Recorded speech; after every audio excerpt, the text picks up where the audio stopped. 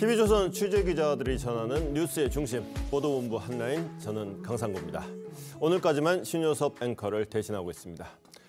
과천의 방음터널에서 불 때문에 5명이 사망하는 사고가 발생했습니다. 방음은 해야겠고 비용은 낮춰야겠고, 그래서 불에 취약한 소재를 쓴 탓에 방음터널 자체가 불쏘시개가 됐습니다. 이태원 참사도 그렇고 우리가 안전을 얼마나 등한시하며 살고 있는지 또 한 번 확인하는 계기였습니다. 참사를 거치며 진정 우리가 따져보고 고쳐야 할 것이 무엇인지 다시 생각하면서 오늘 한라인 시작합니다.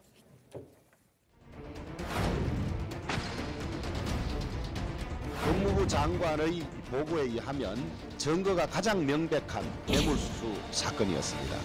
한동훈 장관의 오늘 제안 설명에서 오히려 의원들 입장에서는 역효과를 낸 측면이 있지 않았을까 추측해 봅니다.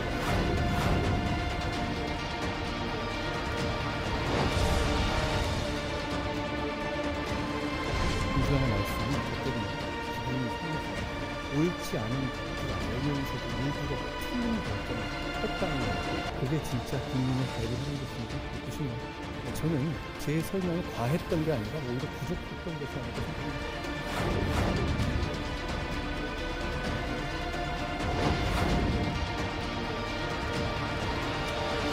윤석열 정권의 검찰이 민주주의를 파괴하는 도구로 전락했습니다. 없는 사실도 조작해가면서 보복하려고 추세합니다.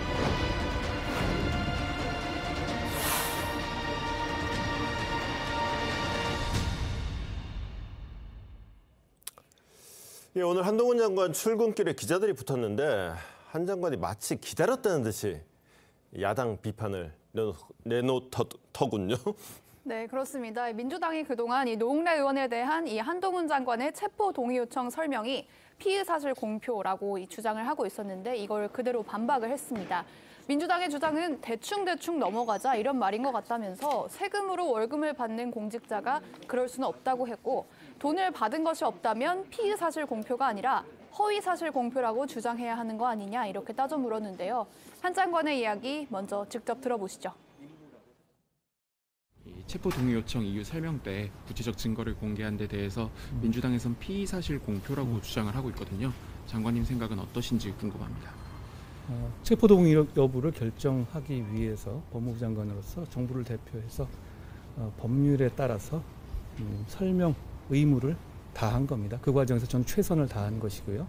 민주당의 말씀은 어차피 다수당이 힘으로 부결시킬 테니까 상세하게 설명하지 말고 대충 설렁설렁 하고 넘어가자라는 말씀 같은데요. 세금으로 월급 받는 공직자가 그럴 수는 없죠. 그런데요, 지금 민주당과 노웅래 의원은 돈 받은 사실이 전혀 없다고 하시는데, 그렇다면 피의 사실 공표라고 주장할 게 아니라 허위 사실 공표라고 주장해야 되는 거 아닐까요? 돈 받은 게 없다면 말입니다. 그런데 피의 사실 공표라고만 주장하고 계시네요. 또 한동훈 장관은 노웅래 의원의 구체적인 혐의를 나열한 것이 체포동의안 부결에 영향을 미쳤다는 주장에 대해서도 반박을 했는데요. 그렇다면 민주당이 자신 때문에 기분이 상해서 옳지 않은 줄을 알면서도 일부러 틀린 결정을 했다는 거냐는 건데요. 그러면서 한 장관은 민주당이 압도적으로 부결시킨 걸 보면 자신의 설명이 과했던 게 아니라 오히려 부족했던 거 아닐까 생각한다고도 했습니다. 하지만 민주당에선 여전히 한동훈 장관의 체포동의안 제안 설명이 과했다는 비판이 이어지고 있습니다. 오늘 한 라디오에 출연한 안민석 의원은 한 장관이 이 돈봉투가 부스럭거리는 소리가 녹음돼 있다는 등 구체적으로 배경을 설명한 것이 민주당 의원들을 자극을 했고, 그래서 예상보다 불결포가 좀 더 많이 나왔다고 주장을 했는데요. 오늘 아침 한 장관의 이야기 조금 더 들어보시고 이어서 안민석 의원의 주장도 들어보시겠습니다. 네, 이런 점이 체포동의안 부결에 영향을 미쳤다는 민주당 그 주장에 대해서는 어떻게 생각하시나요? 민주당의 말씀은 저 때문에 기분이 상해서 옳지 않은 줄 알면서도 일부러 틀린 결정을 했다는 건데요. 그게 진짜 국민을 대리하는 것인지 묻고 싶네요. 다시 말씀드려서 증거 자료 없이 어떻게 체포 동의 여부를 판단하죠? 그런데 그럼에도 불구하고 민주당이 압도적으로 부결시킨 걸 보면 저는 제 설명이 과했던 게 아니라 오히려 부족했던 것이 아닐까 생각합니다. 저는 그날 제 눈가기를 의심했습니다. 그게 제 민주당 의원들을 더욱더 좀 자극을 해서 예상보다 사실 부결표가 좀 많이 나온 것이죠. 네. 예를 들어서 돈봉투 부스럭거리는 소리가 있는 녹취록이 있다. 예. 이게 상당히 문학적인 표현입니다. 돈봉투가 과자 봉투도 아니고 세상 천지에 돈봉투가 부스럭거리는 소리가 돈봉투에서 들렸다. 그렇죠. 그게 이게 참 웃기는 표현이죠. 상당히 또 자극적인 그렇죠. 표현이고요. 이게 참- 이런 가운데 민주당 회의에서는요, 실제로 이 돈봉투가 부스럭거리는 듯한 소리가 들렸습니다. 이 대표가 최고위 회의를 공개해서 비공개로 전환하려던 중 어디서 자꾸 이상한 소리가 들린다면서 돈봉투 받는 소리 같다고 했고요. 참석 인물 중 한 명이 종이를 구기면서 부스럭 소리를 낸 건데요. 오늘 아침 민주당 회의 모습도 잠시 보고 오겠습니다. 비공개하기 전에 어디서 이상한 소리가 자꾸 들리는데 이 김남국 의원 돈봉투 받는 소리 같은 아닌가? 우리 김성환 의원께서 김남국 의원한테 돈봉투 전달하는 소리가 오시락거리는 소리. 아까부터요. 네, 네, 참 어처구니 없는 일입니다. 별로 안 웃겼습니다. 이재명 대표가 그런데 10일에서 12일쯤으로 검찰 출석 일자를 조율한다는 뉴스까지 나왔는데 그러고 아직 10일인지 11일인지 12일인지 결정을 안 했다죠? 통보를 안 했다죠? 네, 그렇습니다. 먼저 검찰이 제시했던 출석 날짜가 지난 28일이었죠. 이때 출석을 하지 않으면서 이재명 대표가 다음 달인 1월 10일을 전후해서 검찰에 출석해서 조사를 받겠다고 했는데 아직까지도 구체적인 날짜를 알리진 않은 것으로 확인이 됐습니다. 저희 TV조선의 취재 결과 한 검찰 관계자는요, 이 대표의 일정과 입장을 반영해서 10일부터 12일까지 중에서 가능한 날을 알려달라고 요청을 했는데 아직 답이 없다고 답했습니다. 이 대표는 어제 검찰 출석 여부와 관련한 취재진의 질문에 대통령 가족들에 대한 수사를 언급하면서 답변을 피했는데요. 어제 이 대표의 발언 들어보겠습니다. 검찰 출석 일자 좀 정해지셨는지 좀 물어볼 수 있을까요? 네, 어제도 말씀드렸습니다. 대표님이 1월 4일에서 6일 출석한다는 보도 있었었는데요. 1월 첫째 주에 출석하시는 거 맞으신 건가요?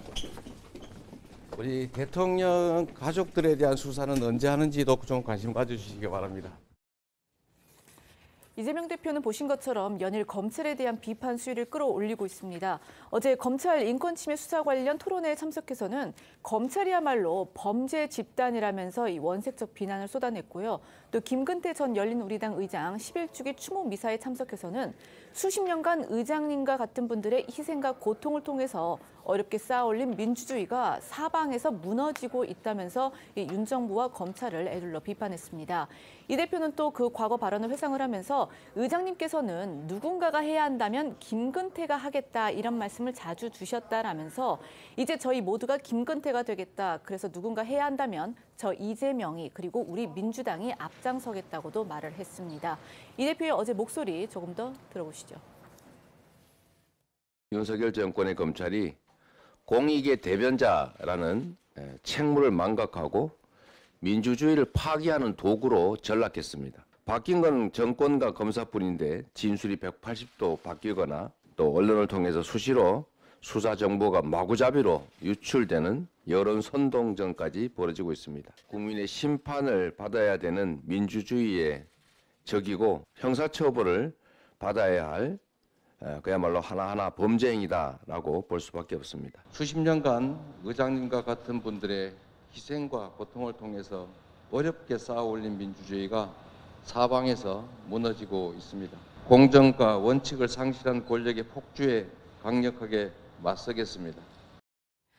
검찰이 민주주의 파괴 도구로 전락했다는 이 대표의 주장에는 오늘 아침 한동훈 장관도 입장을 밝혔습니다. 이 대표 발언에 대한 입장을 묻는 질문에 한 장관은 다시 한번 이 대표가 받고 있는 혐의가 지역 토착비리라는 점을 강조했는데요. 또 정치인이 정치적으로 여러 가지 말을 할 수는 있지만 좌표 찍기를 해서 수사하는 공직자들을 공격하는 건 불법이자 부당한 외풍이라면서 검사들의 실명을 공개한 민주당의 행태를 재차 비판하기도 했습니다. 한 장관의 이야기 직접 들어보겠습니다. 그 검찰 소환 앞둔 이재명 민주당 대표가 검찰이 민주주의 파괴 도구로 전락했다 이런 발언을 했는데요. 동의하세요? 동의하지 않으실 것 같은데. 이재명 대표가 받고 있는 혐의들은 당과 무관한 개인 범죄 그리고 성남 10급의 지역 토착 비리 혐의입니다. 정치인이 정치적 수사로서 수사에 대해서 여러 가지 말을 할 수는 있는 것인데 좌표 찍기 해서 자기를 수사하는 공직자들을 공격하는 것은 불법 부당한 외풍이고요. 그런 불법 부당한 외풍을 막는 것이 법무부 장관의 임무라고 생각합니다. 검찰과 경찰이 공정하고 객관적으로 수사할 거라고 생각합니다. 이런 가운데 이 대표와 민주당 지도부는 설 연휴 이전, 그러니까 다음 달 20일 전후로 예정됐던 이 대표의 신년 기자간담회 개최 여부도 다시 검토 중이라고 합니다. 당초 이 대표 측은 이 설 연휴가 시작되기 전에 신년 기자간담회를 열고 내년도 민주당 정책 방향 등에 대해서 설명하기로 사실상 확정을 했었는데요. 자칫 이 대표의 신년 간담회가 검찰 조사에 영향을 미칠 가능성을 고려해서 재검토를 하고 있다는 건데요. 노컷뉴스에 따르면 오늘 이 대표 측 관계자는 신년 기자간담회 개최 여부에 대해 아직 미정인 상태라면서 여러 가지 상황들을 고려할 필요가 있다 이렇게 말한 것으로 알려졌습니다. 다만 당 내부에서는 이 시기와 방식을 변경하더라도 기자간담회의 전면 취소는 어려울 것이라는 시각도 많은 것으로 전해지고 있습니다. 왜냐하면 이 대표가 지난 8월 이 당대표 선출 이후에 개별 언론 인터뷰를 비롯해서 이 공개적인 기자회견을 자제해온 데다가 또 취임 100일 때에도 이 별도의 기자간담회 없이 신년 기자회견으로 대치하겠다는 뜻을 밝혔기 때문인데요. 또한 일각에서는 이 대표가 이 신년 기자간담회를 강행해서 자신의 사법 리스크를 적극 해명하고 또 윤석열 정부와 더욱 각을 세우는 그런 모양새를 연출할 수도 있다는 전망도 나옵니다. 근데 이 대표가 변호인단을 꾸렸다는 보도도 나왔습니다. 특히나 그 변호인단을 연수원 동기들로 꾸렸다고 하죠? 맞습니다. 검찰 출석 날짜를 확정하진 않았지만 검찰 조사에 대한 대비는 철저히 준비하고 있는 걸로 보이는데요. 언론 보도들에 따르면 이 대표 측은 이 대표의 사법연수원 동기들에게 변호를 맡긴 것으로 전해지는데요. 특히 서울고등법원 부장판사 출신이자 이 대표와 사법연수원 18기 동기인 김종근 변호사를 좌장격으로 세운 것으로 알려졌는데 이 김 변호사는 과거 이 대표의 친형정신병원 강제 입원 관련해 허위사실 공표 혐의 사건 때도 이 대표를 변호해서 대법원에서 무죄를 받아낸 바도 있습니다. 이런 가운데 민주당은 이 대표의 최측근 김용 전 민주연구원 부원장과 정진상 전 민주당 대표실 정무조정실장의 변호인단에도 화력을 보강한다는 방침으로 알려지고 있는데요. 일각에서는 이 검찰의 칼끝이 이 대표에게 직접 다가오면서 강한 위기감을 느낀 민주당이 이 검찰과의 전면전을 준비하고 있다 이런 해석도 나오고 있습니다. 관련해 어제 민주당 토론회에서 나온 발언들도 들어보겠습니다. 지금은 당장 이재명 대표가 표적이겠지만 다음은 문재인 전 대통령과 지난 정권에 참여했던 숱한 인사들이 표적이 될 겁니다. 그러니 검찰 문제만큼은 정치적 유불리를 떠나 더불어민주당이 민주주의를 사수하겠다는 마음으로 강력하게 대처해야 합니다. 검찰이 윤석열 대통령 일가를 지키는 홍위병을 자처하면서 심각한 인권 침해를 서슴없이 자행하고 있습니다. 오직 증거를 가지고 진실을 조사해야 할 검찰이 미리 정해놓은 결론에 꿰어 맞추는 짜맞추기 수사도 모자라서 조작 수사까지 일삼고 있습니다. 편파 수사도 극에 달했습니다. 예, 우리 정 변호사님. 네네. 그 한동훈 장관 보면은 참 똑똑하고 말 잘하는데 한 번쯤은 그냥 참 그 오늘 같은 상황에서는 그냥 뭐 대충 넘어가 줄 법도 한데 한마디를 지는 법이 없어요. 근데 이게 져줄 상황이 아니거든요. 지금 뭐 피의사실 공표죄 운운하는데 그건 그야말로 어불성설입니다. 왜냐하면 피의사실 공표죄는 피의자의 명예도 문제가 되지만 사실은 국내 알 권리하고도 밀접한 관련이 있거든요. 그렇기 때문에 이 국내 알 권리를 고려할 수밖에 없는데 판례를 찾아보면요. 이런 피의 사실 공표죄 관련해 가지고 국민들의 정당한 관심 사항이고, 두 번째로 객관적이고 충분한 증거가 있고, 그다음 세 번째로 공표한 것과 관련해서 정당한 목적이 있고 공식 절차에 따라서 그러한 발표를 할 수 있는 권한이 있는 사람이 이런 이야기를 하면 이거는 그 위법성이 조각돼서 죄가 되지 않는다고 그랬단 말이에요. 그런데 이 사건이 어떤 사건입니까? 법무부 장관이 뇌물을 받았다고 강하게 의심을 받는 국회의원에 대해서 체포가 필요하다, 이걸 설명하는, 국회에서 설명하는 그런 자리였잖아요. 그러면 제가 봤을 때 판례가 지금 설치하고 있는 무슨 목적의 공익성, 내용의 공공성, 이런 모든 요건들을 이것보다도 더 제대로 갖춘 사건이 있을까 하는 생각이 드는데, 이러한 사안에 대해서 그 민주당에서 뭐 율사 출신들 굉장히 많으신데 피의 사실 공표죄 운운하는 것은 그야말로 제가 봐도 말이 되지 않고, 여기에 대해서 한동훈 장관이 어떻게 뭐 양보하거나 그럴 사항은 아니지 않나 싶습니다. 예, 설 변호사님, 네네. 혹시 이 말에 코멘트 하실 말 있으면 하시고. 네. 뭐 피의 사실 공표라는 것이 어떤 그러니까 법무부 장관이 어떤 절차에 의해서 행해진 거기 때문에 뭐 정당성이 충분히 보이죠. 하지만 이제 이것이 어떤 형사적으로 처벌될 문제인가? 실제로 피의 사실 공표는 우리나라에서 수사가 된 적도 없고 아마 기소가 된 적은 더더욱 없습니다. 그래서 판례가 없어요. 그래서 이 부분을 어떻게 할지는 뭐 어떤 정무적인 얘기라고 생각이 들고요. 어떤 법적인 내용은 아니라고 봅니다. 예. 그리고 아까 이재명 대표가 변호인단을 꾸렸다는 얘기까지는 뭐 소환 앞두고 있으니까 꾸릴만 하죠. 그런데 그 면면이 사법연수원 동기라는 얘기를 딱 듣는 순간 제가 뭐가 딱 생각나는 게 있어요. 그 변호사비 그 얘기 나왔을 때 제가 동기들한테 맡겨가지고 돈 별로 안 썼다라는 얘기가 생각났는데, 등장인물들도 하필이면 그 사건을 맡았던 그 변호사가 또 등장을 하네요. 아무래도 가장 오래되고 가장 친하고 오히려 또 본인을 가장 잘 알고 있는 변호사이고, 또 보통 일반 의뢰인들도 자기 사건을 맡겼을 때 결과가 좋은 경우에는 다시 한번 찾는 경우도 많거든요. 그렇다고 한다면 이재명 대표로서는 당연히 뭐 실력도 출중하시고, 그다음에 또 본인의 어떤 이러한 히스토리, 어떤 이력을 정확하게 알고 있는 사람이라고 한다면 저는 지금의 어떤 김종근 변호사가 맞는 것이 어찌 보면 당연한 수순이라고 보고요. 비용도 적게 들고. 비용 부분은 적게는 아니니까 하도 이런 부분에 말들이 많아서 아마 적정가를 주신 걸로 저는 알고 있고, 뭐 금액은 저도 모릅니다만은 뭐 과거와 같이 그렇게 하지 않고, 또 실제 저도 이렇게 당 내에서 이렇게 소송을 맡아서 하기도 하지만은 정치권에서 제대로 돈 받고 일하는 경우는 거의 없습니다. 거의 자원봉사 수준이라서. 그래서 뭐 그렇지만은 이번은 아마 좀 과거의 문제도 있고, 그래서 정확하게 이 부분 처리가 되지 않았을까, 저도 그렇게 예측해 보고 있습니다. 네, 알겠습니다. 네, 여기에 대장동 수사와 관련해서는 대장동 의혹의 핵심 인물 중 한 명이죠. 정용학 회계사의 달라진 진술 태도가 주목되고 있습니다. 그간 천화동인 1호 소유주와 관련해 들은 적 없다던 입장을 유지해온 정 회계사가 최근 검찰에 천화동인 1호에 이재명 대표 측 지분이 포함된 것으로 안다, 이런 진술을 한 것으로 전해졌기 때문인데요. 서울신문에 따르면 검찰은 정 회계사를 조사하는 과정에서 2020년 2월 이후부터는 천화동인 1호 지분에 대해 이 대표 측 지분이 포함됐다는 사실을 김만배 씨로부터 들어서 알고 있었다, 이런 취지의 진술을 확보했다고 합니다. 정 회계사가 지목한 이 2020년은요, 대장동 수익 배당이 본격화되던 시기여서 김만배 씨가 정 회계사에게 이런 말을 한 건 이 천화동인 1호 수익금을 이 대표 측에게 전달하는 방안을 논의하던 과정에서 나왔다고 합니다. 이처럼 정용학 회계사도 이 천화동인 1호에 이 대표 측 지분이 있다고 주장을 하면서 이제 김만배 씨를 제외한 대장동 주요 관계자들이 모두 이 천화동인 1호의 주인으로 이 대표 측을 지목한 셈이 됐습니다. 검찰은 김 씨가 이 유동규, 정진상 그리고 김용 등 이 대표 측근 3인방에게 이 천화동인 1호 수익금 중 428억 원을 약속했다고 보고 있고요. 이 정 회계사의 진술이 이 검찰 수사에 속도를 더하게 될지도 주목이 되고 있습니다. 관련 목소리들 잠시 들어보시죠. 그분에 대한 설명 계속 엇갈린다라는 지적들이 있습니다. 아니, 그분은 전혀 없고요. 예, 그분은 전혀 없습니다. 그리고 그런 말 뭐 한 기억도 없습니다, 사실. 이재명 지사랑 친분 부인하는 취지로 말씀하셨는데 사실 그분하고 이재명 지사하고 뭐 특별한 관계도 없고 한 번 만나봤습니다. 옛날에 저기 이 인터뷰 차.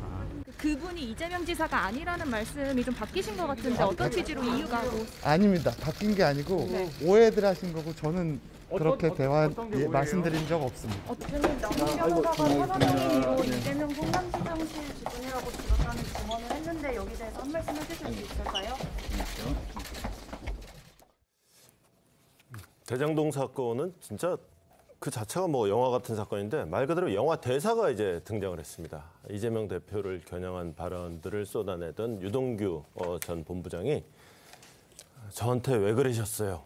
이 영화 대사를 이재명 대표에게 하고 싶다라고 했다죠? 네, 지난 28일 유동규 전 본부장이 동아일보와 인터뷰를 통해서 이 대표를 다시 겨눴습니다. 유 전 본부장은 특히 이 대표와 정진상 전 실장, 김용 전 부원장을 거론하면서 거짓말을 달고 사는 사람들이라고 했고요. 이 대표를 향해서는 영화 달콤한 인생의 대사처럼 나에게 왜 그랬어요? 라고 묻고 싶다고도 말했는데요. 관련 영상부터 잠시 보고 오겠습니다. 저한테 왜 그랬어요? 넌 나에게 모욕감을 줬어.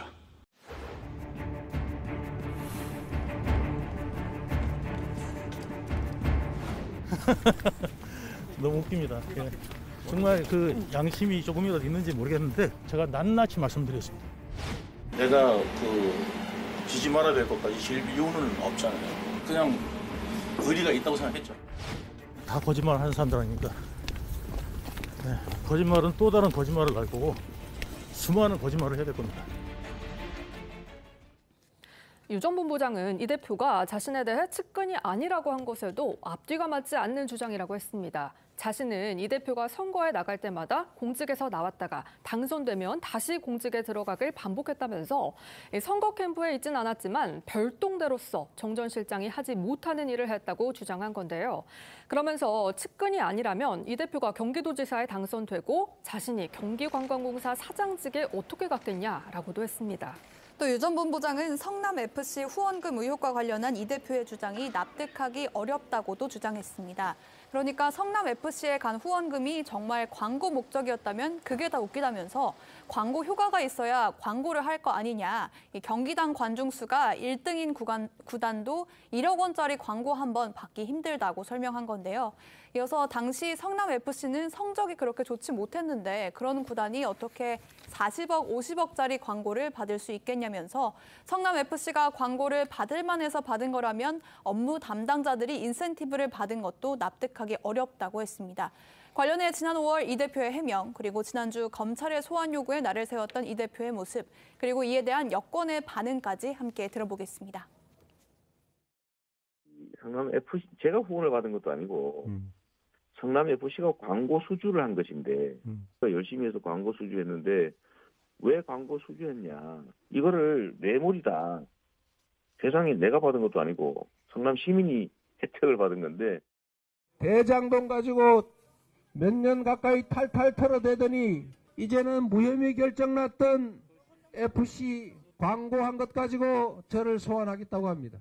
이재명이 그렇게 무섭습니까? 너무 겁에 질린 표정이셔서 한 3년 동안 숨기고 감추다가 다 들통이 나버렸어요. 네. 이제 성남FC 사건이 뭔지 아마 잠도 못 주무시는 것 같고 표정도 너무 나쁘셔요. 그리고 살도 쏙 빠지셨고 그래서 이재명 대표도 이제 그 스스로 이 사건의 그 모든 진실이 드러나니까 참 많이 두려워하시는구나. 겁에 질려 계시는구나. 자, 이게 대장동 사건에서 그동안 남욱 변호사, 유동규 본부장 이렇게 둘이 같은 말을 하고 김만배, 정영학이 또 같은 말을 하고 이런 구조였는데 정영학이 남욱, 유동규와 같은 입장으로 돌아선 거죠. 그러면 김만배 하나 남은 거예요. 네네. 이렇게 되면은 만약에 이걸 검찰은 물론 또 이제 돈의 흐름 갖고 증거를 찾으려 하겠지만 만약에 증거가 없다고 했을 때 판사가 이 얘기를 다 듣고 있으면은 왜 너만 말이 달라 이렇게 할 수는 있겠네요. 그러니까 제가 봤을 때 대장동의 핵심은요. 유동규 씨는 좀 빠져 있고 김만배, 남욱 그리고 정영학입니다. 그러니까 남욱은 큰 그림을 그렸고 정영학은 회계사란 말이에요. 디테일을 담당했어요. 이걸 금액을 어떻게 할 것인가. 김만배는 기껏한 게 로비스트인데 그런데 지분율은 어떻게 되느냐. 김만배가 49.17%, 남욱이 24.92%, 정영학이 15.94%예요. 다시 말해서 김만배 씨가 남욱의 2배, 정영학의 4배였단 말이죠. 한 역할에 비해서 김만배 씨의 그 지분이 너무너무 큰 거예요. 상식적으로 납득이 가지가 않는 거죠. 이런 상황에서 기존에 이제 김만배하고 정영학의 진술이 같았는데 그 정영학 씨의 진술이 남욱 쪽으로 넘어온 거니까 이건 이제 서서히 실체가 밝혀지고 있는 것이다라고 많은 사람들이 생각할 수밖에 없지 않나 그런 생각을 합니다. 그런데 정영학, 남욱, 유동규 모두 다 마찬가지는 결정적으로 김만배가 카드라예요. 그렇죠. 그런데 이게 뭐가 중요한 거냐면요. 이게 그 피고인의 진술은 그러니까 그 전문 법칙 이야기를 또 하지 않을 수가 없는데 전문 법칙이 왜 증거 능력이 없느냐? 다른 사람한테 들었는데 그 사람을 갖다가 법정에 소환할 수가 없기 때문에 믿을 수가 없다는 거거든요. 하지만 피고인의 진술은 피고인의 법정에 나올 수 있기 때문에 그 피고인의 진술 자체를 이야기할 때에는 그때는 이제 증거 능력이 있다라고 보는 거죠. 다시 말해서 판사가 김만배 씨가 이러이러한 이야기를 하더라고 남욱, 정영학 이런 유동규가 다 이야기를 했단 말이에요. 그런데 김만배가 법정에 나와서 저는 그런 말 한 적이 없는데요. 이렇게 이야기를 하면 판사 입장에서는 남욱의 말이 맞느냐, 김만배의 말이 맞느냐 이거를 갖다가 비교하고 판단할 수가 있는 거죠. 그렇기 때문에 증거 능력이 있기 때문에 그다음 기본적으로 뭐 저도 마찬가지일 텐데 범죄를 저지르면 기본적으로 다 거짓말한다라고 생각을 하거든요. 그러니까 판사가 딱 보고 그럼에도 불구하고 김만배가 정확한 진실을 이야기했다. 그럼 무죄를 갖다 한 거고요. 그런데 김만배 씨가 아무리 그렇게 이야기를 해도 남욱도 그렇고 정영학도 그렇고 유동규도 그렇고 다 김만배가 옛날에 아무런 이런 문제가 발생하기 전에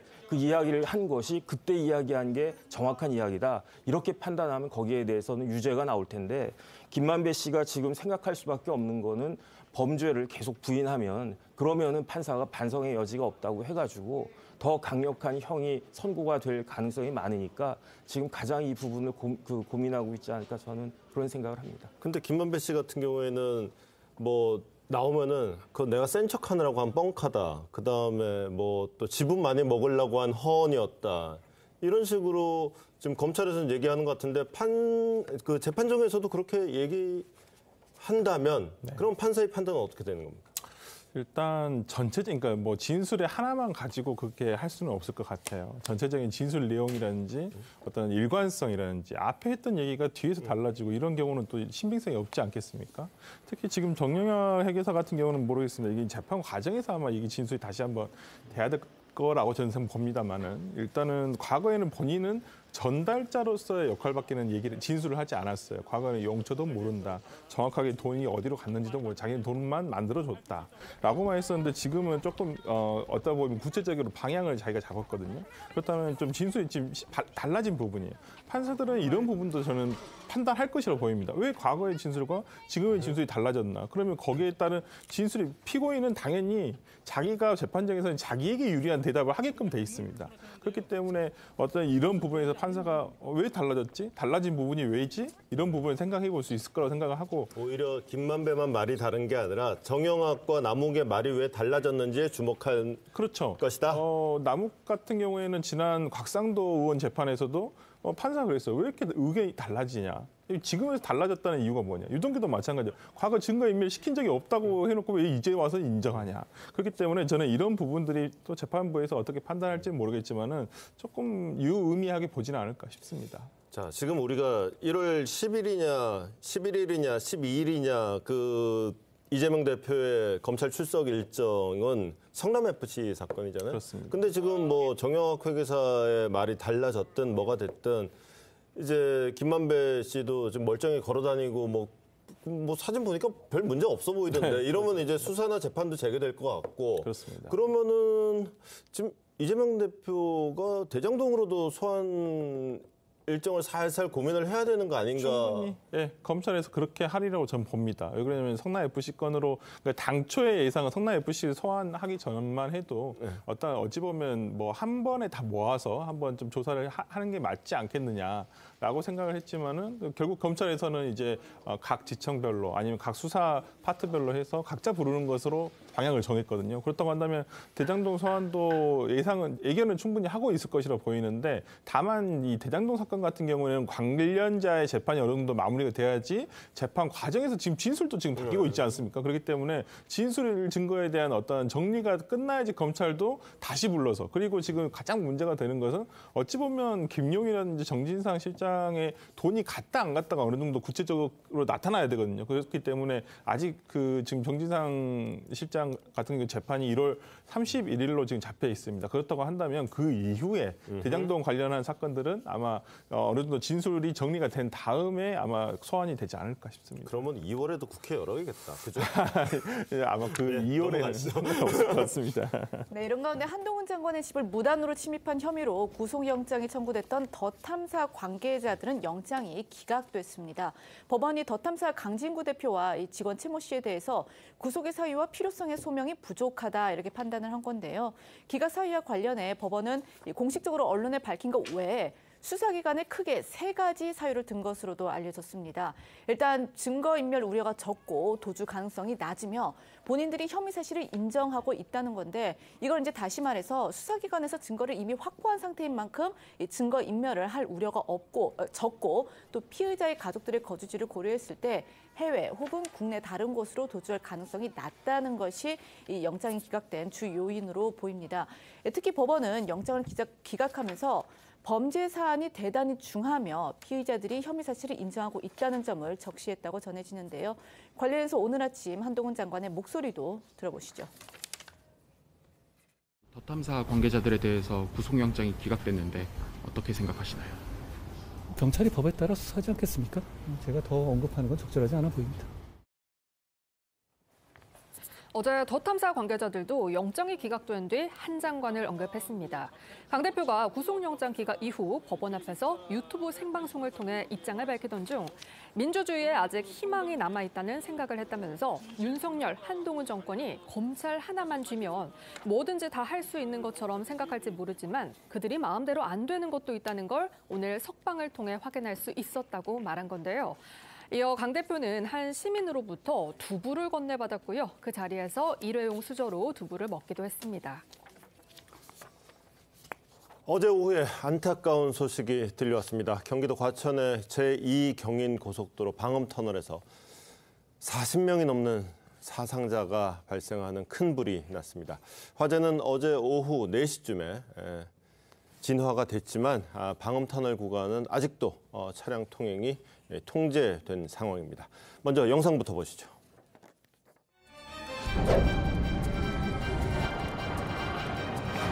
시커먼 연기가 한참 동안 막 올라왔어요. 이거 너무 무서운 거야.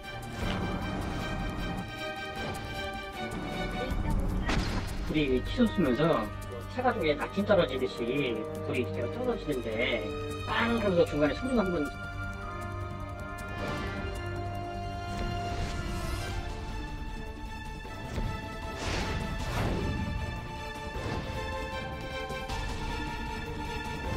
내가 한참 멀었네. 한 차선밖에 못 가요. 차가 앞에 안 보여.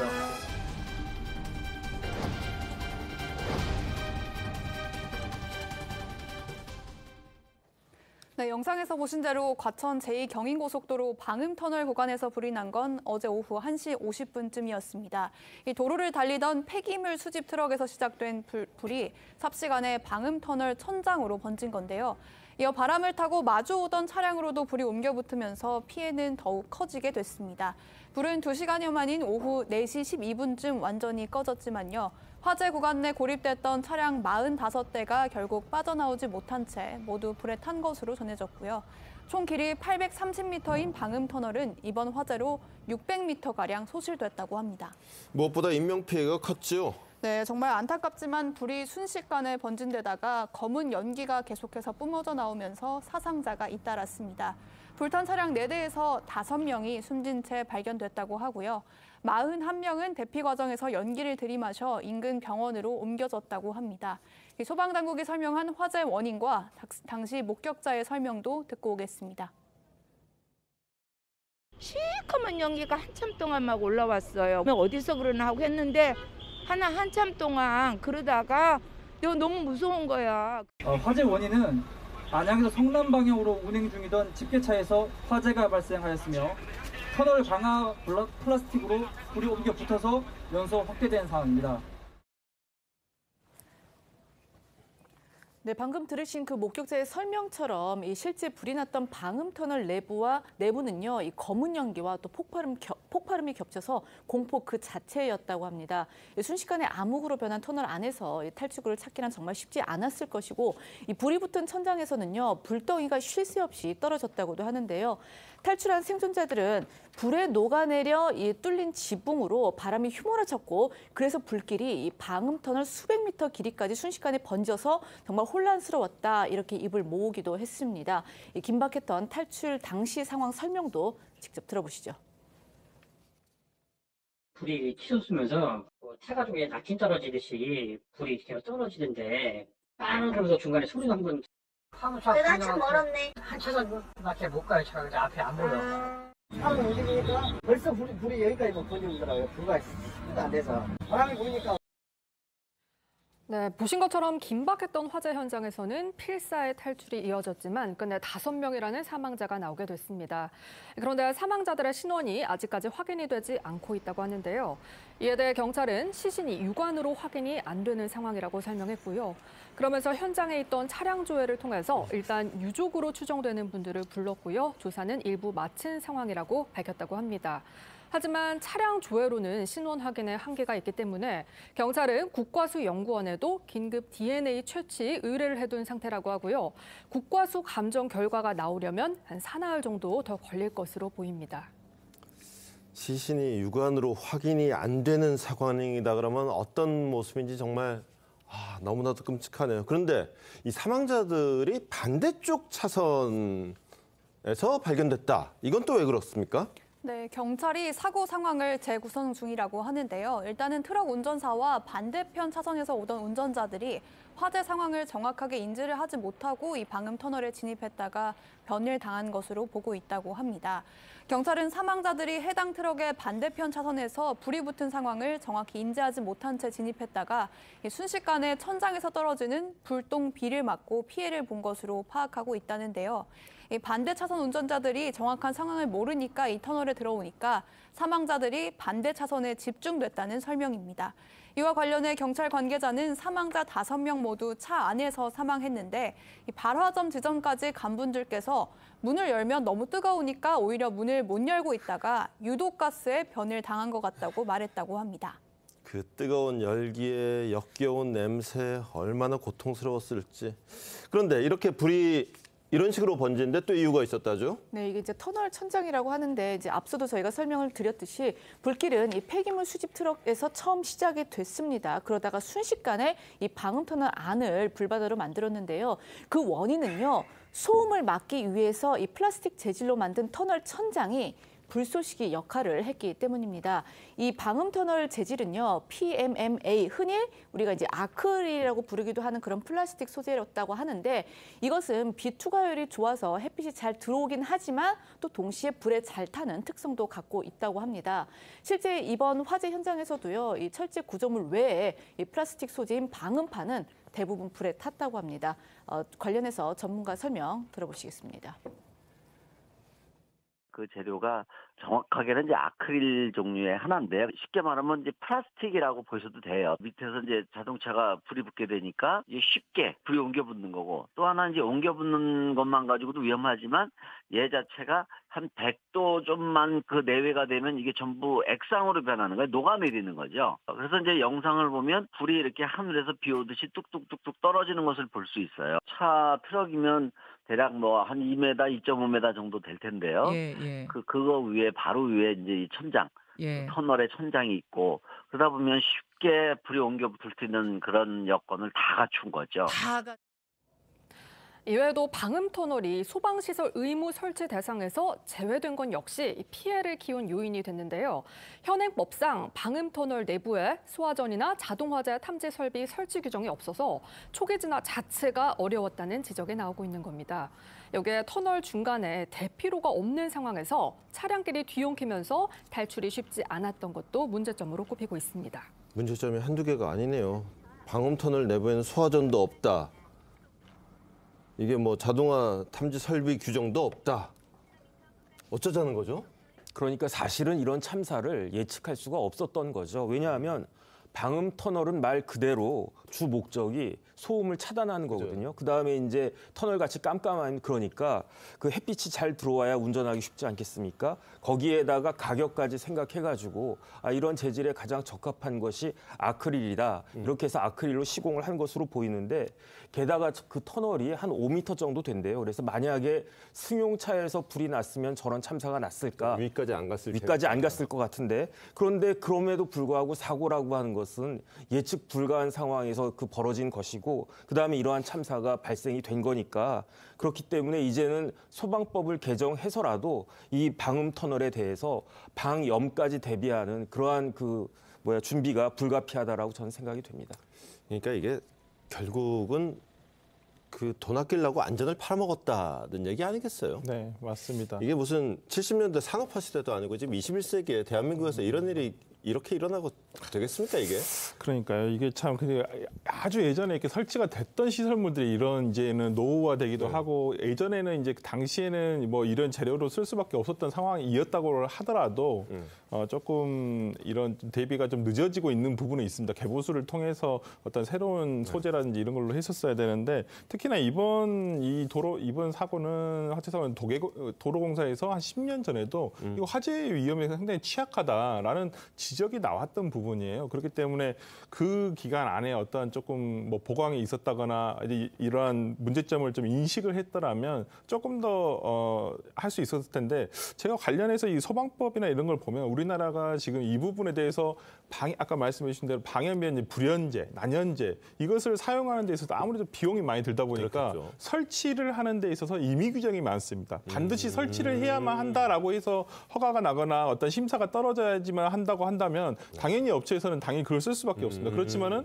대부분 임의 규정으로 돼 있어요. 그렇기 때문에 불타지 않은 소재로 할 수도 있다라고 하니까 아무래도 더 가격이 싼 것을 취할 수밖에 없거든요. 그런 면에서라면 이건 국회에서도 이번 사고를 바탕으로 해서 조금 소방법을 조금 보완해야 될 필요는 있지 않을까 싶습니다. 네, 이런 가운데 이번 방음터널 화재에서요. 최초로 불이 난 트럭의 운전사가 경찰에 입건됐습니다. 경기 남부경찰청에는 이번 화재 사고 수사본부가 차려졌는데 최초 화재 발생 차량인 5톤 폐기물 수집 집게 트럭 운전자 A씨를 업무상 과실치사상 혐의로 형사 입건했다고 오늘 밝혔습니다.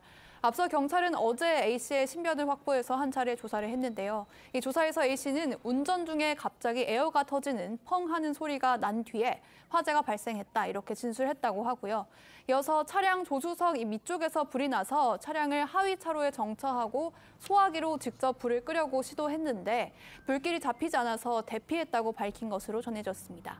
그런가 하면 이번 방음터널 화재에 관련해서 경찰이 오늘 오전 국립과학수사연구원 이 소방당국 등 관계자 25명과 함께 원인 규명 등을 위한 현장 합동 감식에 나섰습니다.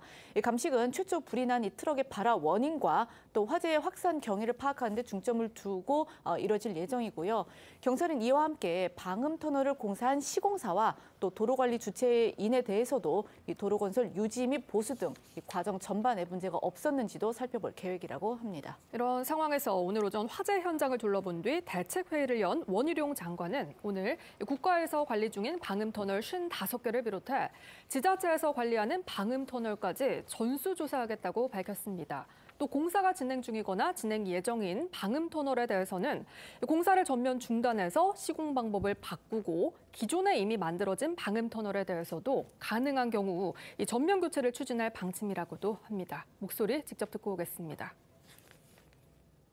이번 사고에는 방음터널의 소재가 가장 크게 문제가 되는 것 같습니다. 순식간에 불이 붙었고 불기둥이 도로로 떨어져 내리고 또 녹은 아크릴 소재가 여러 차량들에 달라붙는 그런 양상이 벌어졌습니다. 저희들이 전수조사를 해서 화재에 취약한 소재를 쓰고 있는 방음터널 공사를 전면 중단하고 화재에 튼튼한 소재와 구조로 시공 방법을 바꾸도록 하겠습니다. 사람의 목숨값보다 비싼 것은 없다고 생각합니다. 전수조사 하겠다는데 뭐 이게 안 좋은 거 써 있으면 당연히 다 바꿔야죠. 그럼요. 저는 오늘 원희룡 장관 오전 브리핑을 보고 상당히 참 간만에 든든하다는 생각이 들었습니다. 정말 잘한 결정이시고 이렇게 꼭 해야만 한다고 봅니다. 네. 뭐 안전은 불편하고 원래 또 비싸고 그런 거 아니겠습니까? 돈 들여야죠. 뭐 어쩌겠어요. 그런데 사실은 제대로 하는 게 가장 저렴한 거예요. 왜냐하면 그렇죠. 이거 재시공하려고 하면 기존에 시공됐던 거 다 철거하고 그렇죠. 무에서 시공한 것보다 시공된 걸 재시공하는 것이 훨씬 더 그렇죠, 어렵거든요. 그렇죠. 이제 그런 것들이 제대로 지켜지는 나라가 선진국이 아닌가 싶습니다. 네. 예, 지금부터는 오늘 하루 놓치면 안 되는 핫한 뉴스를 모아서 전해드리는 어쩌다 이런 일이로 이어가겠습니다. 키워드는요. 31살 이기영 공개입니다. 네, 경찰은 어제 외부 전문가 등을 포함한 신상정보 공개심의위원회를 열어 동거녀와 택시기사 살인 혐의를 받고 있는 피의자의 신상을 공개했습니다. 1991년생 31살 남성, 이름은 이기영입니다. 이 씨의 운전면허증 사진도 공개가 됐는데요. 이기영은 지난 28일 구속영장 심사 당시 모자로 얼굴을 감추고 쏟아지는 질문에도 모두 답을 하지 않은 채 법원으로 들어갔는데요. 구속 결정이 난 지 하루 만인 어제 신상도 공개가 된 겁니다. 이 씨가 구속영장 심사를 위해 법원에 출석할 당시 모습부터 영상으로 보겠습니다. 택시기사와 전 여자친구 살해한 거 인정하십니까? 네, 돈을 노리고 범죄 저지른 거 맞습니까? 저기요. 추가 범행 사실 있나요? 피해자 돈 노리고 범죄하신 거 맞습니까? 피해자 돈 어디다 쓰셨나요? 유족들에게 하실 말씀 없으세요? JTBC의 보도에 따르면요. 이기영은 평소 휴대전화를 여러 개 사용하면서 온라인 메시저 등에서는 이형택이라는 가명을 사용한 정황도 드러났다고 합니다. 그런가 하면 이렇게 경찰이 어제 공개한 이 씨의 운전면허증 사진은 과거에 촬영이 된 사진이어서 실물과 차이가 날 수밖에 없다, 이런 지적도 이어지고 있습니다. 경찰은 피의자의 과거 사진과 실물 간 차이가 나 신상 공개, 이 정보 공개 효력이 충분하지 않다는 지적 등을 고려해서 새로 촬영한 사진을 공개하는 방안도 검토는 했다는데요. 이기영의 선택에 따라서 과거에 촬영한 운전면허증 사진을 공개한 것으로 알려졌습니다. 우리나라 현행법상 당사자가 거부하면 인권 침해 문제가 있어서 현재 모습을 찍을 수가 없기 때문입니다. 그래서 실제로 대다수의 범죄자들은 경찰이 범인 식별을 위해 찍는 사진인 머그샷 공개를 거부하고 있다고 합니다. 지난 9월 신당역 살인 사건의 피의자 전주환은 검찰에 송치될 때의 모습과 앞서 공개됐던 증명사진이 판이하게 달라서 논란이 있었죠. 또 N번방 사건의 주범 조주빈 역시 교복을 입은 고등학생 때 사진이 공개되기도 했었습니다. 때문에 앞서 신상이 공개된 범죄자들도 대부분 본인인지 알아보기가 힘들 정도로 실물과 다른 사진이 공개됐죠. 신상 공개 제도의 취지가 무색하다는 지적이 이어지고 있습니다. 이기영의 잔혹한 범행 행각도 속속 드러나고 있는데요. 채널A 보도에 따르면은 이 씨는 음주운전 사고를 낸 후에 상대의 택시기사를 살해한 이유에 대해서 합의금 때문이라고 진술했다고 합니다. 음주운전 사고를 내기 전에 이미 동거녀를 살해했던 이 씨는 음주운전 사고 후 이 택시기사에게 합의금을 주겠다면서 자신의 집으로 함께 이동을 했고요. 합의금 액수를 들은 이 택시기사가 항의를 하면서 그렇다면 내가 뭐 112에 신고를 하겠다 이러니까 휴대전화를 뺏고 또 둔기를 이용해 살해했다는 것이 이기영의 주장입니다. 그 뒤에 옷장에 시신을 숨긴 이기영은요, 이 택시기사의 신용카드로 600만 원에 달하는 커플링을 구입한 것으로도 드러났습니다. 그 외에도 고급 술집과 호텔에서 결제한 내역도 있었다고 합니다. 다만 앞서 이제 보도된 바와 같이 여자친구에게 명품 가방을 사줬다고 알려진 그런 기존 언론 보도는 사실이 아닌 것으로 확인이 됐습니다. 이 씨는요, 숨진 택시기사의 스마트폰 잠금 패턴을 풀어서 비대면 방식으로 대출도 받았는데요. 이 신용카드 사용액과 대출금을 합하면 약 5,400만 원 상당의 금액을 편취한 것으로 조사됐습니다. 이 잠금 패턴은요, 택시기사가 평소 소지하고 있던 수첩에 패턴을 그려놓은 걸 보고 풀었다고 알려졌습니다. 또 뉴스원 보도에 따르면 이기영은 음주운전 사고를 내기 직전 현재 여자친구와 그 부모를 만나서 술을 곁들인 식사를 했던 것으로 확인됐다고 합니다. 이후 이 씨는 음주운전에 말리는 여자친구와 다툼을 벌였고요. 결국 음주운전을 하다가 얼마 못 가 이 택시와 접촉사고를 일으킨 뒤 택시기사를 살해하기까지 이른 겁니다. 한편 이기영은 살해한 동거녀의 돈도 상당히 많이 편취해온 것으로 드러났죠. 이기영이 살고 있던 집도 숨진 동거녀의 소유인 사실 이미 알려졌는데요. 복수의 언론 보도에 따르면 이 씨는 동거녀를 살해한 뒤 한 달 뒤인 지난 9월 중순에 집을 방문한 점검원에게 부모가 돌아가셔서 상속받을 유산이 어마어마하다. 그 돈으로 마포나 공덕의 아파트를 사서 이사 갈 거다. 이렇게 자랑하듯이 말을 했다고 합니다. 이 점검원은 자기 부모님이 돌아가셔서 상속을 받는 건데도 이 씨가 너무 신나게 들떠 있어서 정상적으로 보이진 않았다. 이렇게 진술한 것으로 알려졌습니다. 또 점검원이 함께 지내던 여성분은 왜 안 계시냐고 묻자 이 씨는 카페를 오픈해서 지금 준비하느라 정신이 없다 이렇게 답을 했다는데요. 점검원은 당시에 축하드린다고 말을 건넸는데 지금 생각하니 소름이 돋는다고도 덧붙였다고 합니다. 이기영은 숨진 동거녀의 신용카드로 2천만 원가량을 사용하고 또 동거녀의 명의로 1억여 원의 채무도 있는 것으로 알려졌습니다. 경찰은 이 씨가 동거녀로부터 가로챈 돈이 더 있는지 확인하기 위해 금융회사에 자료 제출을 요청한 상태입니다. 또 여기에 이 씨는 숨진 동거녀의 메신저 프로필 사진을 바꾸면서 살아있는 것처럼 꾸민 정황도 드러났습니다.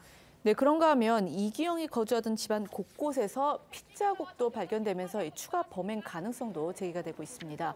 경찰은 감식 결과 이 씨의 집안 소파와 신발, 또 벽, 천장 등에서 혈흔이 발견이 됐고 이게 이제 동물의 피인지 제3자의 혈흔인지를 파악하기 위해서 국립과학수사연구원에 모두 의뢰한 상황이라고 밝혔습니다. 이 씨는 택시기사와 동거녀를 살해하는 과정에서 묻은 피라면서 추가 범행은 없었다고 부인하는 것으로 알려졌는데요. 경찰은 이 씨 검거 직후부터 프로파일러를 투입해서 이기영을 상대로 사이코패스 검사도 진행하고 있습니다. 관련해서 이수정 경기대 범죄심리학과 교수는요, 한 라디오 인터뷰를 통해서 이기영의 추가 범행 가능성도 살펴봐야 한다고 강조를 했는데요. 그 이유 들어보시죠. 평균적인 사람들의 사고는 전혀 아닌 것 같고요. 집안에서는 일단 생활을 해야 되니까 옮기려는 시도를 하는 게 당연할 텐데 그냥 옷장에다 넣어놓은 채로 먹고 자고 예컨대 사이코패스가 아니냐 이런 의심을 받고 있는 거고요. 여성들을 아주 인스턴트하게 만나는 이런 이제 어떤 습관을 가진 사람으로 보이거든요. 그렇기 때문에 그렇게 해서 그 전에도 만난 여성이 많다면 그분들의 행방도 좀 확인을 해봐야 되지 않을까. 경찰은 이기영의 살해 이후 파주시 공릉천변에 유기했다고 주장하고 있는 동거녀의 시신을 찾기 위한 수색 작업도 계속해서 진행하고 있습니다. 다만 이 지뢰 유실 위험으로 인해서 육로 수색이 제한적이어서 수중 수색에 주력하고 있는데요. 이 씨가 시신을 유기한 직후 큰 비와 태풍이 있었던 데다가 이미 넉 달 넘게 시간이 지난 만큼 시신 없는 사건이 될 가능성도 배제할 수는 없는 상황입니다. 이 동거녀 살해 혐의에 대해 이기영의 자백을 뒤집을 경우 범행을 입증하는 게 쉽지 않을 수 있다는 그런 우려도 나오고 있습니다. 이런 얘기 나오는 거 보니까 진짜 시신 없는 사건이 될 수도 모르겠다는 생각이 드는데 그렇게 되면 어떻게 되는 겁니까? 그래서 일반적으로 살인 사건은요.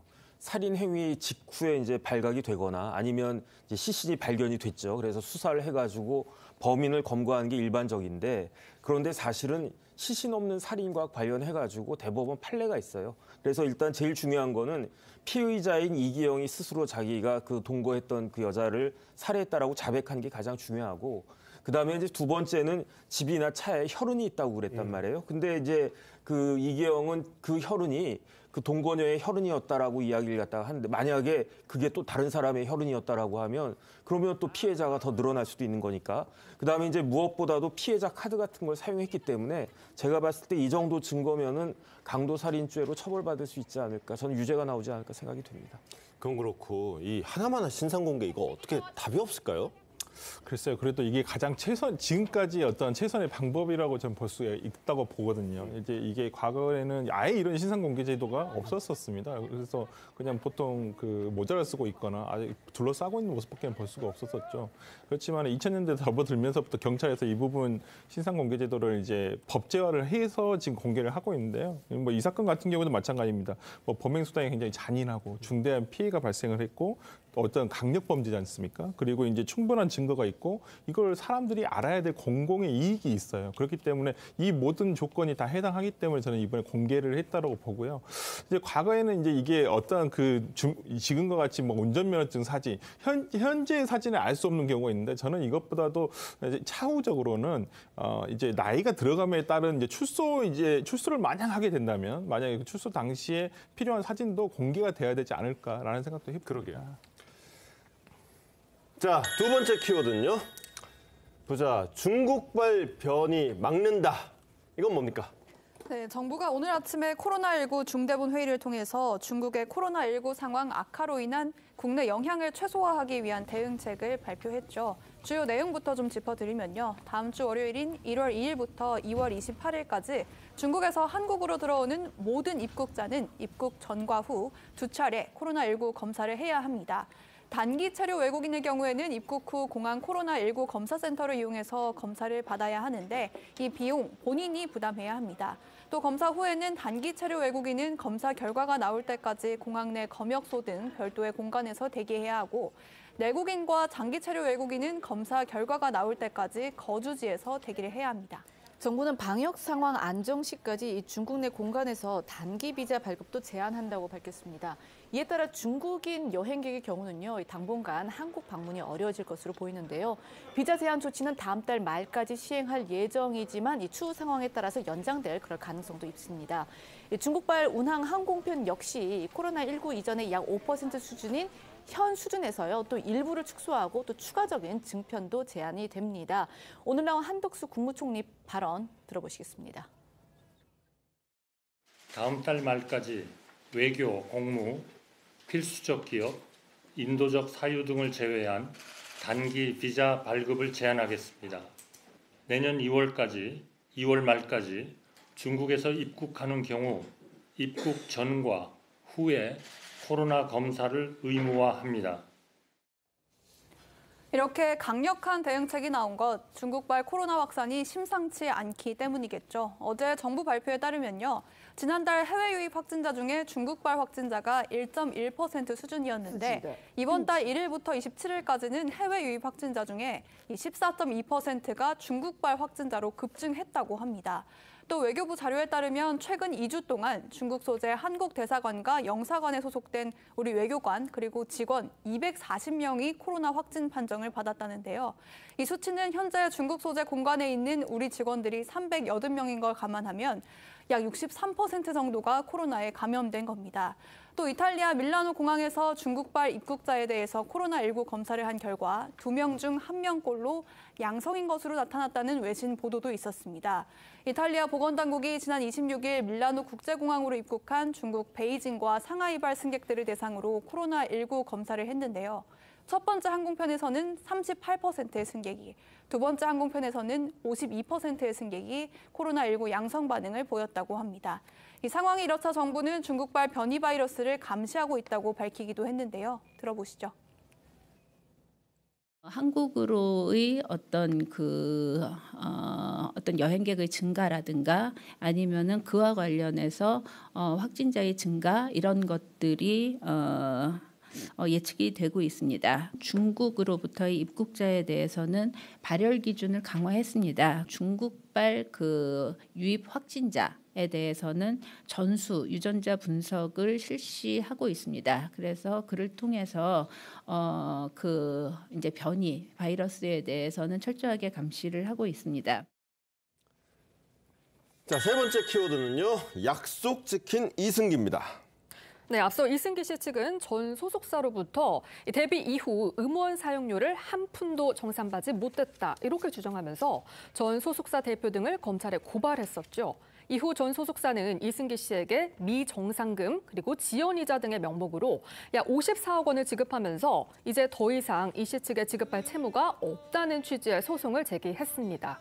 하지만 이승기 씨 측은 여기에 불복하면서 법적 대응을 이어가겠다고 밝히고요. 돈을 더 받을 생각으로 소송을 한 것이 아니다. 누군가 흘린 땀의 가치가 누군가의 욕심에 부당하게 쓰여서는 안 된다는 걸 알리기 위해서라고 강조했고요.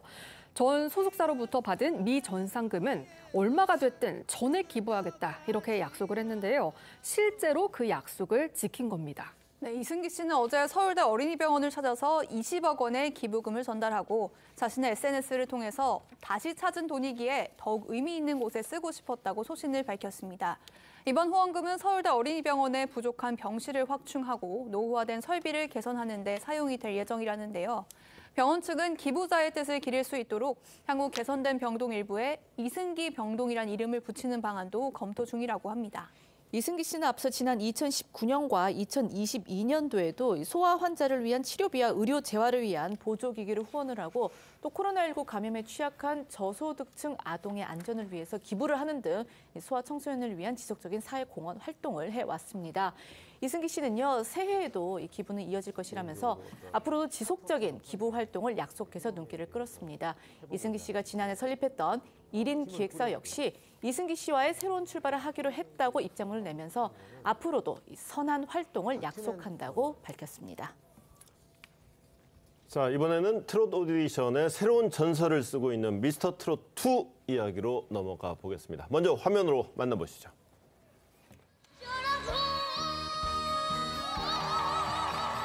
이게 퍼포먼스야.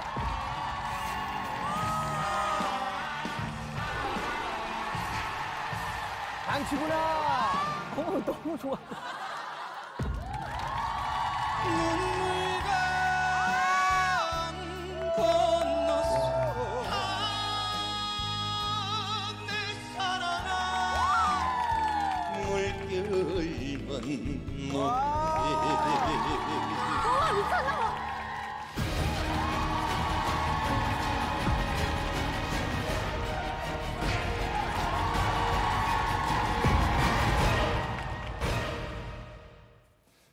자, 미스터 트롯 2 보셨습니까?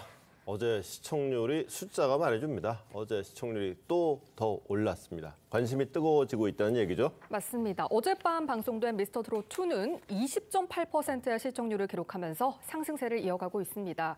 동시간대 지상파와 종편을 포함한 전 채널 시청률 1위 기록이기도 한데요. 어제 방송에서는요, 지난주에 이어 조별 마스터 예심이 펼쳐졌습니다. 참가자들의 쟁쟁한 무대 한순간도 눈을 뗄 수가 없었습니다. 특히 어제 방송에서는요, 이 한층 실력이 업그레이드된 이 시즌 1 참가자들의 재도전이 화제가 됐습니다. 시즌 1에서 3단계까지 진출했던 트로트계의 아이돌 노지훈 씨 기억하시죠? 주 장르인 이 세미 트롯을 벌이고요, 국악 느낌이 진한 장녹수를 선곡해서 장르에 구애받지 않은 실력으로 마스터들의 찬사를 받았습니다. 또한 시즌 1에서 이찬원 씨와 데스매치를 펼쳤던 안성훈 씨도요, 현역부 A조로 다시 돌아왔습니다. 비에 젖은 터미널, 이걸 선곡을 한 안성훈 씨는 디너쇼를 보는 것 같다, 이런 마스터 군단의 평가를 받으면서 명불허전 현역부의 저력을 보여줬습니다. 화려했던 현역부 무대 잠시 감상해 보시죠. 고중궁궐 처마 끝에 한맺힌 맺은 여권 눈물간 건너서 높은 뜻 걸었더니 부기도 영화도 많이 늘었다. 구름이 그냥 한 곳 없고 다 녹수는 정산에 올라오는 이가 정산에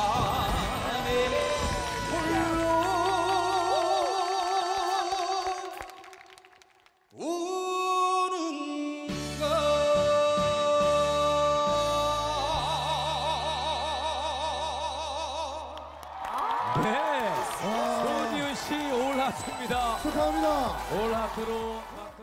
어젯밤도 오늘 밤도 기다렸건만 어이에서 내 마음을 몰라주는가. 당신 무정한 사랑 내 마음을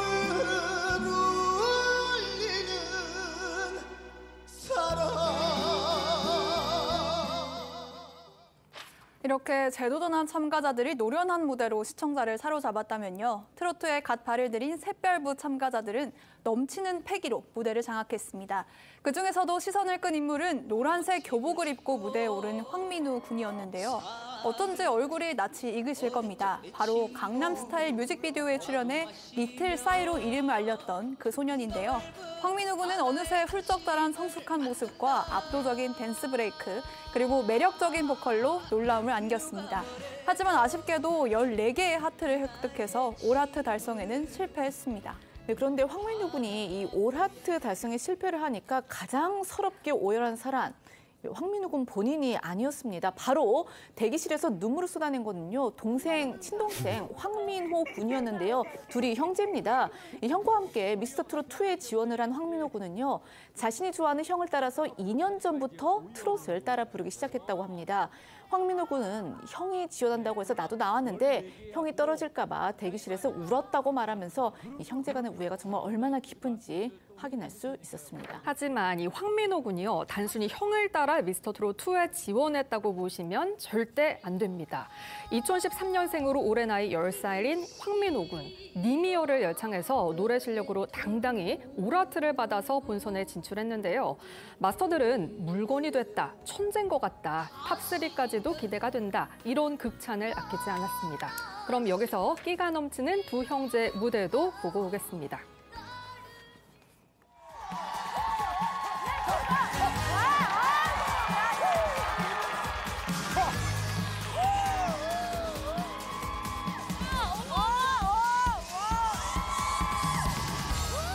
젊은 날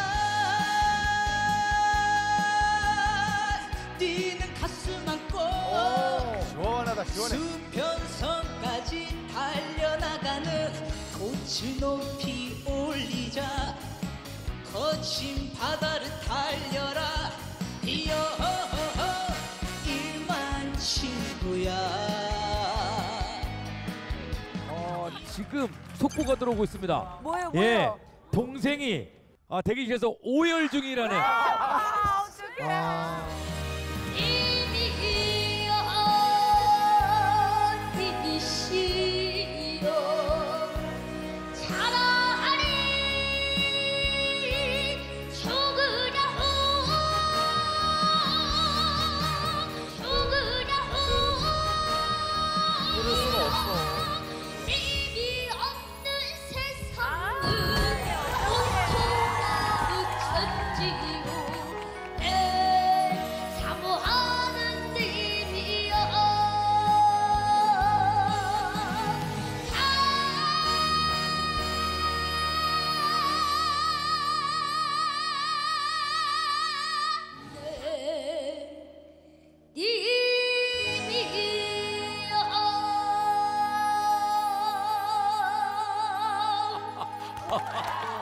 황민호 군의 형이 대기실에서 또 울고 있다고 합니다. 동생 내 동생 올하트. 형제는 아닙니다. 형 울지 마. 예. 웃다 말고 지금 카메라를 받아서. 예, 근데 그 첫 방송에서는 이게 올하트가 너무 흔해가지고 무슨 올하트 남발이냐 뭐 이런 얘기도 있었는데 어제는 올하트가 이렇게 어려운 거였구나 싶었습니다. 특히나 이게 그 다른 오디션 프로에서 우승 또는 준우승을 해가지고는 왕중왕전 아니냐까지 얘기를 나왔던 우승부가 있는데 이 사람들이 또 유독 또 그렇게 좀 올하트 획득에 어려움을 겪었다죠? 사실 그 우승부가 이번에 신설된 그런 부였는데 참 올하트가 박했습니다. 우승부는 다른 방송에서 말씀하신 것처럼 우승과 준우승 경력을 지닌 이 실력자들이 모여 있었기 때문에 사실상 결승전이 될 거다 이런 평가가 많았습니다. 그런데요, 뚜껑을 열어보니까 이 립스틱 짙게 바르고를 부른 가수 임주리 씨의 아들이죠. 가수 재하 씨는요. 재하 씨는 물론이고 또 그리고 가장 기대를 끌었던 끝판왕의 진혜성 씨까지 올하트 달성에 실패하는 그런 이변을 낳았습니다. 공교롭게도 두 사람 모두 이 마스터 이홍기 씨의 하트를 봤는데 실패를 했는데요. 결국에는 올 하트를 달성하지 못했습니다. 이홍기 씨는 이 진혜성 씨에 대한 심사평을 하면서 이게 이제 기준치가 있는데 그에 미치지 못하는 것 같다라고 아쉬워하기도 했습니다. 하지만 우승부가 이대로 무너질 수는 없겠죠. 위기의 우승부의 첫 올하트를 선사한 건 바로 나상도 씨였습니다. 나훈아의 남자의 인생을 부른 나상도 씨는요. 마스터 군단의 마음을 촉촉하게 적시면서 본선 진출에 성공했는데요. 이 성공의 이유를 묻자 나상도 씨는 나이가 든 아버지를 떠올렸습니다. 최근 아버지가 너무 많이 마르고 늙으신 게 보여서 내가 불효자라고 생각했다. 아버지께 미안함과 감사함을 담아서 불렀고 선물이 됐으면 좋겠다. 이렇게 애틋한 마음을 드러내면서 눈시울을 붉혔습니다. 네, 그리고 무대를 통해서 진한 감동을 전한 참가자도 또 있는데요. 바로 9살 때 이 남인수 가요제에서 수상한 후 앨범까지 발매했던 트롯 신동 출신 진욱 씨입니다. 앞서 그 나상도 씨의 무대와 진욱 씨의 무대 이어서 보시죠. 사거리서 봉천동까지 전철 2번 갈아타고 지친 하루 눈은 감고 귀는 반뜨고 졸면서 집에 간다. 아버지란 그 이름 남자의 인생. 세월은 흘러 자식 하나만 바라보고 사는 어머니, 나는 아직도 엄마 앞에선 9살 어린아이인데. 네, 한편 시청자들의 눈과 귀를 즐겁게 했던 무대도 있었는데요. 그 퍼포먼스 화면으로 확인해 보겠습니다. 살면 100년을 살겠니, 가져갈 게 뭐가 있다고. 남들보다 못난 게 뭐냐, 소중한 내 인생인데. 오른쪽으로 돌아, 왼쪽으로 돌아요. 돌아. 세상 실은 모두 지울 때까지 덜고 돌아요. 덜고 돌아요.